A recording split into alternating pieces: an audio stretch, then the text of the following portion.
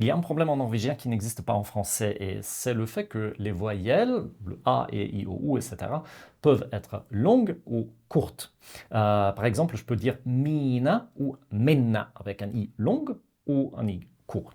Et en français, en général, ce n'est pas le cas. Quand je dis, je sais pas, tu as fait des progrès en français, je tente pas de différence dans la durée des syllabes, mais en norvégien, cette durée diffère beaucoup et ça dépend du fait si on a une voyelle courte ou longue. Donc, on va regarder les paires des voyelles ici. On a déjà vu mine, menne, tak, takk, blå, blått, søt, kjøtt, nyte, nytte, en, den, gul, gull, hos, hoste,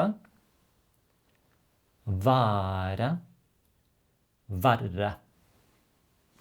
Donc, j'espère que tu entends un peu que les voyelles longues sont beaucoup plus longues que les voyelles courtes. Donc, combien de temps tu dois prononcer une voyelle longue? En général, la règle, c'est que c'est beaucoup plus long que tu penses. Quand je vois des élèves des pays où ce phénomène n'existe pas dans la langue, par exemple les Français, les Espagnols, en général, les voyelles courtes sont trop longues, les voyelles longues sont trop courtes. Donc, quand tu penses que tu exagères, c'est probablement exactement ce qu'il faut. Donc, la règle, c'est va faire les voyelles longues un peu plus longues que tu penses et les voyelles courtes un peu plus courtes que tu ne penses. Donc, le résultat de ce phénomène, c'est qu'on entend une différence dans des phrases. Par exemple, en norvégien, quand je dis den fine bilen, tu peux entendre que le i est beaucoup plus long que les autres voyelles. Vi må betale. Le o et le a, c'est beaucoup plus long que les autres voyelles dans la phrase. En français, quand je dis tu as fait des progrès en français, chaque syllabe a plus ou moins la même durée. Donc, comment on fait un accent en français? La mélodie de la phrase s'élève un peu. Tu as fait des progrès en français. En norvégien, si la mélodie s'élève ou descend, ça dépend un peu du dialecte, ça c'est une autre question. Mais ce qu'il faut aussi savoir, c'est que la syllabe qui a l'accent, elle est longue. Ça peut être un peu compliqué parce que la syllabe longue peut quelquefois avoir une voyelle courte. Et ça aussi, c'est une question pour notre vidéo. Mais pour le moment, ce qu'il faut savoir, c'est qu'il faut faire un peu attention au fait si la voyelle est longue ou si elle est courte. Comment ça se voit?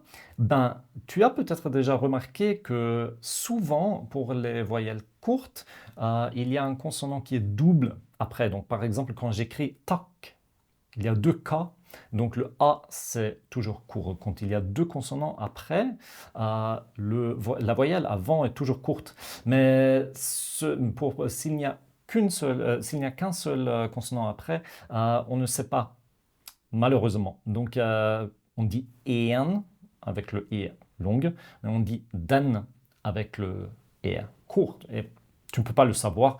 Il faut vraiment écouter précisément pour savoir si la voyelle se prononce court ou longue. Il y a une autre chose pour les voyelles longues qui est importante. Les sons des voyelles longues n'est pas tout à fait constant. Ça veut dire quand on dit par exemple en, avant de commencer avec la deuxième lettre, avec le N, je vais relâcher un peu. Donc je commence le et avec ce sourire un peu forcé et. Mais vers la fin, je deviens un peu fatigué, paresseux. Donc je dis quelque chose comme et. Je relâche les lèvres, je relâche tout. En fait, je deviens fatigué tout simplement.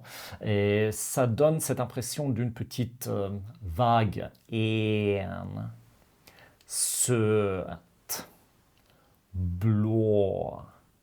C'est surtout ces trois lettres-là où ça s'entend, le E, le E, le O. Les autres lettres, ça s'entend pas beaucoup en fait. Et une dernière chose qu'il faut aussi savoir, c'est en général, la qualité de son des lettres longues et courtes, c'est à peu près la même. Par exemple, le i, le ni, ta, ni, ta, c'est plus ou moins le même son.